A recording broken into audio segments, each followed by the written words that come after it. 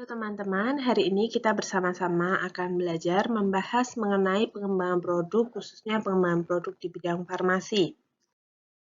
Nah, kita perlu mengenal terlebih dahulu mengenai istilah dari pengembangan produk.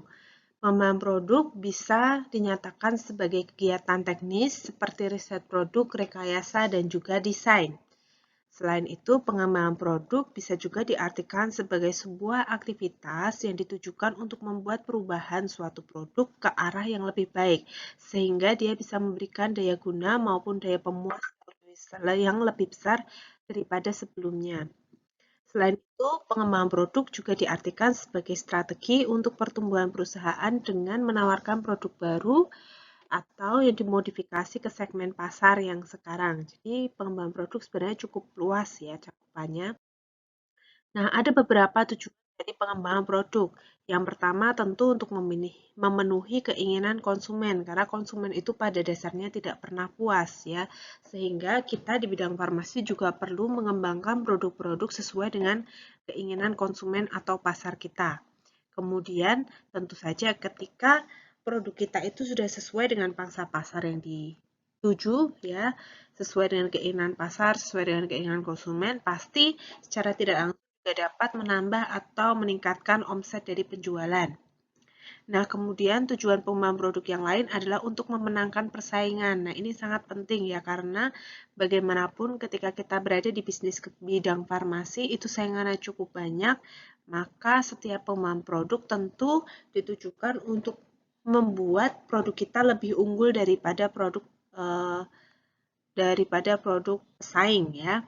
Kemudian tujuan lainnya adalah untuk mendayagunakan sumber-sumber produksi. Misalnya ada beberapa peralatan yang penggunaannya kurang optimal, sebenarnya bisa dimaksimalkan. Nah, itu bisa dilakukan dengan pengembangan produk ya. Apa yang bisa kita kembangkan dari produk ini supaya bisa memanfaatkan sumber daya yang ada supaya lebih optimal. Kemudian ada juga untuk efisiensi bahan bisa dilakukan optimasi ulang supaya bahan tambahan atau apapun yang dilakukan misalnya untuk penetapan kadar atau apapun itu bisa lebih efisien bahan-bahannya. Kemudian bisa juga untuk mencegah kebosanan konsumen, lalu untuk menyederhanakan produk dan juga yang terakhir adalah untuk meningkatkan nilai jual. Nah, kita pada saat melakukan pengembangan produk itu juga harus mempertimbangkan produk life cycle atau siklus hidup dari suatu produk. Kita lihat diagram berikut ini ya. Ini perbandingan antara waktu berbanding dengan jumlah penjualan.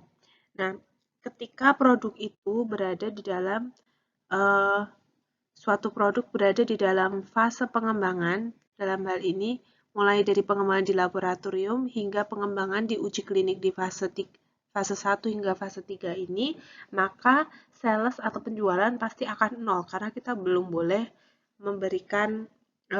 mengedarkan produk tersebut. Nah, setelah masuk ke fase 4, kita sudah boleh mengedarkan produk. Di sini masuk ke tahap introduction atau pengenalan. Jadi, kita akan mengenalkan produk-produk kita ke pasaran. Ya, nah pada saat proses perkenalan ini tentu sudah mulai ada penjualan, namun hanya meningkat tipis, ya. Kemudian seiring berjalanan waktu maka akan ada pertumbuhan. Dalam hal ini produk yang sudah dikenal dan jika dia mulai disukai masyarakat akan ada peningkatan jumlah penjualan. Ya, sampai ketika suatu produk ada tahap matur. Nah, tahap matur ini jika produknya memang sangat baik dan sangat disukai oleh masyarakat, maturnya bisa cukup lama. Ya. Nah, sehingga ini menjadi kelebihan dari suatu produk yang memang sudah sangat matang, dia sudah sangat dikenal gitu ya. Kemudian meskipun ada kalanya penjualan akan menurun. Nah, ketika suatu produk itu sudah mencapai tahap matur dan dia sudah mulai menunjukkan fase decline atau fase penurunan, maka kita harus melakukan pengembangan produk. Nah, produk di sini tolong jangan berpikiran sempit bahwa produk hanya selalu produk farmasinya aja. Nah, bisa juga dalam bentuk pengembangan dari teknologi di dalamnya, atau juga pengembangan kemasan, atau pengembangan iklannya, pengembangan marketingnya. Nah, itu bisa dilakukan. Supaya apa? Yang ketika dia menuju ke decline, dia naik lagi. kembali lagi ke mature, ya.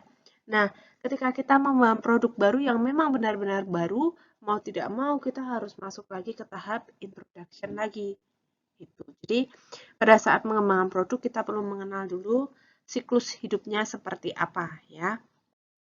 Kemudian, mengapa sih penemuan obat masih dibutuhkan sampai sekarang dan kenapa pengembangan obat masih dibutuhkan? Ya, tentu kita perlu mengatasi beberapa masalah, salah satunya resistensi antibiotik yang sampai sekarang masih terus berkembang. Kemudian harus mengatasi beberapa penyakit baru, ya termasuk COVID ini kemarin ya. Lalu kita perlu mencari obat dengan efektivitas yang lebih baik, kemudian mencari obat dengan toksisitas yang lebih rendah, serta mencari stabilitas yang lebih baik. Dan yang di akhir tentunya ketika sudah masuk di dalam tubuh, kita akan mencari obat dengan ketersediaan hayati atau bioavailability yang jauh lebih baik dibandingkan produk sebelumnya. Nah, ada beberapa strategi pengembangan produk yang bisa kita lakukan. Ini bisa dari diri kita sendiri, maksudnya secara internal atau sering disebut dengan proaktif. Ya, contohnya dari R&D-nya, marketingnya, kemudian pengusahanya, dan juga akuisisi. Sedangkan strategi pengembangan yang reaktif itu merupakan faktor pengaruh dari eksternal. Kita bisa melakukan pengembangan secara defensif, imitatif, second but better, atau responsif, ya. Nah, ini kalau dari segi proaktif, intinya perubahan ya memang dari industri itu sendiri. Memang kita yang ingin dari pihak marketing misalnya, kok kayaknya apa namanya pasar pengen saya lakukan survei ke pasar, ternyata mereka pengen ada produk dalam bentuk sediaan cairnya. Nah, maka kita lakukan pengembangan produk di sini. Nah, kalau yang dari segi reaktif, contohnya kan itu kan dari eksternal, misalnya, kompetitor kok membuat suatu produk ini ya, dan dia laris. Nah, makanya kita membuat produk. Nah, bisa yang imitatif, kalau imitatif itu kayak kita meniru gitu ya, meniru mirip kayak me too product, atau kita buat yang second but better. Kita mengeluarkan yang kedua, tapi kualitasnya jauh lebih baik, itu bisa. Ya. Nah, kemudian dalam pengembangan produk itu ada dua kategori ya. Yang pertama yang dikembangkan adalah chemical entity-nya, artinya bahan aktifnya yang dikembangkan. Ya, ada juga yang obat kopi atau me too product itu ya, pengembangan untuk me too product dalam artian kita meniru produk atau obat yang sudah ada. Kemudian nah, ini juga tahapan dari pengembangan produk mulai dari perencanaan hingga peluncuran produk. Di bawahnya ada beberapa hal yang terkait. Contohnya pada saat fase perencanaan tentu yang perlu diperhatikan di sini adalah dari rencana produknya. Kemudian ketika kita sudah mulai masuk ke pengembangan konsep, kita perlu memperhatikan kebutuhannya seperti apa, spesifikasi produk, penyusunan konsep, seleksi konsep, hingga akhirnya diperoleh desainnya seperti apa. Nah, dalam pengembangan konsep ini tentu perlu sekali untuk dibuat prototype ya. Lanjut ke perancangan tingkat sistem, berarti itu fokus di produknya itu sendiri ya, lebih ke spesifikasi produk dan desainnya seperti apa, termasuk di dalamnya desain untuk manufakturnya seperti apa. Nah, dalam hal ini proses scale up masuk juga dalam tahap perancangan tingkat sistem dan juga perancangan rinci. Lanjut ke fase yang keempat, kita melakukan pengujian dan perbaikan. Salah satunya di sini termasuk uji klinik, ya, dan juga di fase yang kelima itu kita meluncurkan produknya atau ya memasarkan produk yang sudah kita kembangkan. Nah, sediaan farmasi yang berkualitas tentu harus aman, kemudian efektif, sesuai dengan kebutuhan masyarakat dan juga terjangkau. Sehingga ketika kita melakukan pengembangan produk, kita tetap harus mempertimbangkan keempat aspek ini. Jangan sampai kita mengembangkan produk tapi justru tidak lebih aman, tidak lebih efektif, juga malah tidak sesuai dengan keinginan pasar. Kan jadi mubazir ya. Nah, pengembangan produk bisa dilakukan oleh Departemen R&D. Ya, R&D di sini mereka fokusnya melakukan penelitian dan juga pengembangan produk yang sudah ada, ya, ataupun mereka melakukan penelitian untuk produk yang baru. Nah, ini contoh salah satu, sekali lagi ini hanya contoh salah satu bagian Departemen R&D, di mana R&D itu sendiri dia tidak hanya fokus dalam bentuk sediaannya atau formulasinya, namun juga dari segi teknik analisisnya, stabilitasnya, dokumentasi, bahkan terkadang ada R&D khusus packaging, ya. Jadi memang tiap perusahaan bisa berbeda-beda, ya. Ini hanya contoh saja. Kemudian ini contoh lainnya ya di mana ada formulasi, analisis dan juga packaging ya seperti tadi saya sampaikan. Ini hanya contoh ya. Kemudian dalam mengembangkan produk khususnya di bidang farmasi ya kita perlu mempertimbangkan beberapa acuan ya, terutama ICHQ8 itu lebih ke fokus tentang pharmaceutical development. Jadi itu merupakan panduan ya International Common Harmonization ya yang berlaku di ASEAN ya. Kita bisa menggunakan itu untuk pengembangan produk farmasi ya ASEAN dan Eropa seperti kalau saya nggak salah ya. Nah, kemudian farmakope dan juga CPOB kita gunakan CPOB yang terbaru ya. Sorry ini belum saya perbarui dan juga beberapa pedoman lainnya yang penting untuk diperhatikan. Kemudian ini tadi juga sudah saya sampaikan bahwa pengembangan produk farmasi itu kan intinya membuat produk yang berkualitas. Nah, untuk itu, kualitas itu tidak boleh hanya diuji di akhir ya, nggak bisa kita melakukan pengembangan produk dengan sekarang kita buat dulu, terus kita baru menetapkan spesifikasinya di akhir. Enggak, jadi justru kualitas itu harus didesain ya. Nah, proses desainnya itu menggunakan konsep quality by design. Itu ada di ICH Q8 itu tadi ya. Nah, studi pengembangan produk dapat digunakan untuk quality risk management. Jadi, jika kita melakukan quality by design dengan baik, itu secara keseluruhan sistem quality assurance di industri, terutama untuk produk yang sedang kita kembangkan itu akan jauh lebih baik ke belakangnya. Karena apa? Dari awal kita sudah mendesain produknya, kita mengenali produknya seperti apa, spesifikasinya seperti apa, kemudian hal-hal apa yang berisiko menimbulkan kesalahan dalam produksi, itu sudah kita petakan sedari awal ya, sehingga proses produksi dan proses keberlanjutan dari produk tersebut lebih terjamin. Nah, tentunya dalam pengembangan tersebut tentu perlu ditetapkan beberapa aspek penting diantaranya dari segi zat aktifnya, bahan tambahan, bahan pengemas, dan juga proses pembuatannya.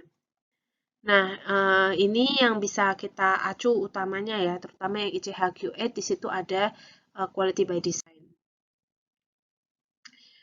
Nah, secara umum ini adalah quality risk management yang bisa kita lakukan mulai dari awal pengembangan produk hingga tahap pembuatan. Ya, di situ penting sekali pada saat pengembangan produk ya kita perlu tahu tentang bahan aktifnya dan juga bahan tambahannya, termasuk desain space-nya. Desain space di sini nanti akan saya jelaskan lebih lanjut di quality by design ya. Kemudian memahami prosesnya dan juga yang tidak kalah penting adalah tahap scale up dan juga transfer teknologinya ya karena seperti yang telah saya sampaikan sebelumnya bahwa tidak bisa serta-merta apa yang kita dapatkan di lab R&D itu langsung diterapkan di bagian produksi ya maka perlu adanya tinjauan yang mendalam mengenai hal ini ya termasuk resiko-resiko yang mungkin terjadi. Nah, selanjutnya ini merupakan diagram dari quality risk management process ya, di mana pada tahap proses manajemen itu yang perlu atau penting kita lakukan adalah risk assessment atau pengkajian risiko. Nah, pada tahap pengkajian risiko ini ada 3 hal yang harus dilakukan, yaitu identifikasi risiko yang mungkin terjadi, lalu analisis risikonya seperti apa, dan juga mengevaluasi risikonya. Kemudian yang harus dilakukan adalah melakukan kontrol strategi terhadap proses pengembangan itu sendiri. Ya, di sini aktivitas yang dilakukan adalah kontrol risiko, ya, meliputi reduksi dari suatu risiko dan juga penerimaan risiko yang mungkin telah terjadi. Lalu yang tidak kalah penting juga adalah continual improvement, di mana kita harus selalu mengimprove dan juga meningkatkan pengembangan produk, meningkatkan kualitas produk ya dengan menilai kembali, mereview kembali risiko-risiko baik yang pernah terjadi atau belum terjadi dan mungkin bisa terjadi. Nah, sehingga kualitas dari suatu produk itu tetap bisa dijamin dari awal pengembangan hingga sampai dia diproduksi dan bahkan produksi yang berkelanjutan ya. Nah, sekian dulu yang bisa saya sampaikan mengenai pengantar dari pengembangan produk farmasi. Untuk topik selanjutnya mengenai quality by design akan saya sampaikan di video yang terpisah. Terima kasih.